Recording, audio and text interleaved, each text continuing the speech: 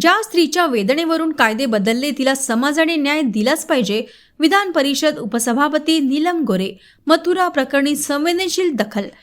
भारतीय लैंगिक कायद्यात मोठे बदल घडवणाऱ्या ऐतिहासिक मथुरा अत्याचार प्रकरणातील पीडित मथुरा वय वर्ष 72 ह्या तब्बल 5 दशकांनंतरही उपेक्षित जीवन जगत असल्याचे वृत्त प्रकाशित होताच प्रशासनात खळबळ उडाली होती. चंद्रपूरचे जिल्हाधिकारी विनय गौडा यांनी 2 डिसेंबर रोजी पीडित मथुराचे घर गाठून 8 लाख रुपये चेक दिला व पुन्हा 2 लाख रुपये खात्यात जमा करणार असल्याच्या आश्वासनासोबत शासकीय योजनेच्या लाभाची मदत केली. मदतीचा ओघ वाहत असताना 11 डिसेंबर रोजी विधान परिषदेच्या उपसभापती नीलम गोरे यांनी संवेदनशील दखल घेत सिंदेवाही तालुक्यातील पीडितेच्या घरी भेट घेतली आणि हृदयस्पर्शी संवाद साधला. शासन स्तरावरून पुरेपूर मदत मिळवून देण्यासाठी प्रयत्न करणार असल्याचे त्यांनी यावेळी ग्वाही दिली. लाईव्ह चंद्रपूर न्यूज चॅनलशी बोलताना विधान परिषदेच्या उपसभापती नीलम गोरे यांनी संवाद साधला. आपले सरन्यायाधीश भूषणजी गवई यांनी उल्लेख केला होता की आपली कायदेव्यवस्था जी आहे त्या कायदेव्यवस्थेमधून ज्या प्रमाणामध्ये एका पीडित महिलेला न्याय मिळायला हवा होता तसा मिळाला नाही, तिला न्याय नाकारला गेला.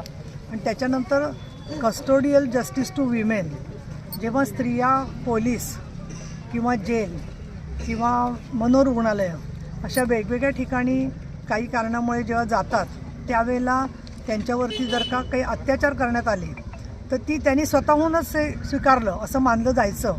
परंतु तो कायदा नंतर बदलला गेला. त्या मुळात ज्या स्त्रीवरती अन्याय झाला होता त्या भगिनीला न्याय न मिळाल्यामुळे भारतात मोठं आंदोलन उभं राहिलं. मी स्वतः विद्यार्थी चळवळीत असताना अनेक वर्ष त्याच्यामध्ये त्या विषयावर काम केलं की हा बलात्कार विरोधी कायदा जो आहे तो बदलला गेला पाहिजे. आणि त्याच्यानंतर जवळजवळ 20 वर्षांनी त्या कायद्यात बदल झाले. आपले सगळ्यांचे ओळखीचे आणि विदर्भ पुत्र माजी न्यायमूर्ती चंद्रशेखर धर्माधिकारी यांनीसुद्धा आम्हाला या संदर्भात मार्गदर्शन केलेलं होतं. आणि आज अतिशय विपन्नावस्थेमध्ये संबंधित भगिनी आहेत अशी माहिती कळली. त्यांना अन्नान्न दशा झालेली आहे, आजारी आहेत आणि म्हणून मी त्यांची विचारपूस करण्यासाठी आले होते. आणि आल्यावरती असं जाणवलं की आजही त्या जरी शरीराने थोडं त्यांना पक्षाघाताचा त्रास झाला असला तरीसुद्धा पूर्ण माहिती किंवा घरामधल्या सगळ्या बाबतीमध्ये त्यांची चांगली स्मरणशक्ती आहे. त्यांच्या मुलांना दोघांनाही आर्थिकदृष्ट्या अडचणी आहेत, परंतु महाराष्ट्र शासनाने त्यांना 8 लाख रुपये दिलेले आहेत. त्याच्यामधून 6,500 रुपयातून त्यांचा चरितार्थ चालू शकतो. अर्थात 6,500 खूप तुटपुंजी रक्कम आहे, आपल्याला माहिती आहे. तर मग त्या पार्श्वभूमीवरती त्या मुलांना कुठल्या ना कुठल्या क्षेत्रात नोकऱ्या तसंच जमीन घर बांधून देणं अशा प्रकारचे निर्णय सरकारने घेतलेले आहेत. पण खरं आवश्यकता असते अशा वेळेला ती म्हणजे समाजाच्या मैत्रीची आणि मानसिक आधाराची. आणि या दृष्टिकोनातून मी उपसभापती कार्यालयातले आमचे अधिकारी, चंद्रपूरचे अतिरिक्त जिल्हाधिकारी, चंद्रपूरचे आरोग्य व्यवस्थेतले लोक या सगळ्यांच्या बरोबर सातत्याने त्याचा पाठपुरावा करणार आहेत. आणि मी असे निर्देश दिलेले आहेत की या खेडे पातळीवरती या कुटुंबाला मदत करण्यासाठी नोडल ऑफिसर म्हणून ग्रामसेवकांनी काम करावं, जेणेकरून त्यांच्याकडे कोणी येतं कागद मागून नेतं, त्यांना माहिती नसतं कुठला कागद कोणी कशासाठी नेलेला आहे.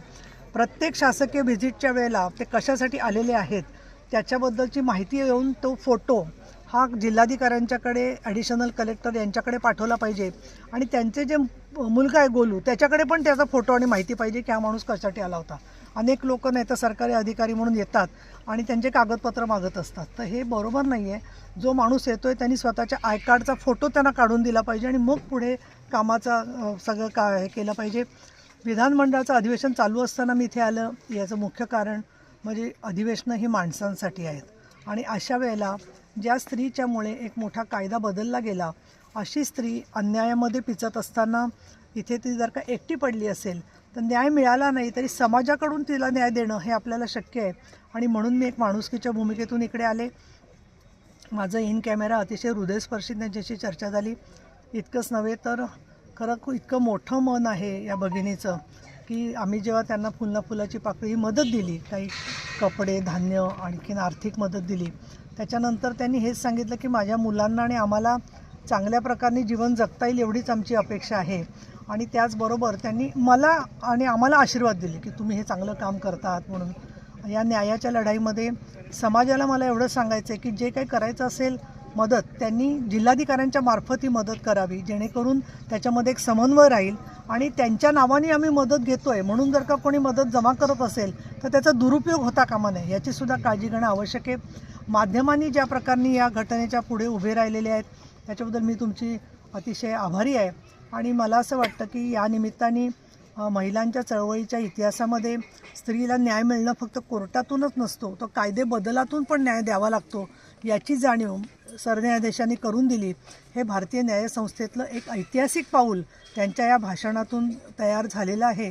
आणि त्या दृष्टिकोनातून महिला चळवळीवरती काही वेळेला अन्याय झाला असला, महिलांच्या अधिकारांचं काही ठिकाणी हनन झालं असेल तरी देर है लेकिन अंधेर नाही आहे, याची प्रचिती श्री भूषण गवई यांनी या मथुरेची आठवण काढून दिली त्याच्यामुळे झालेली आहे.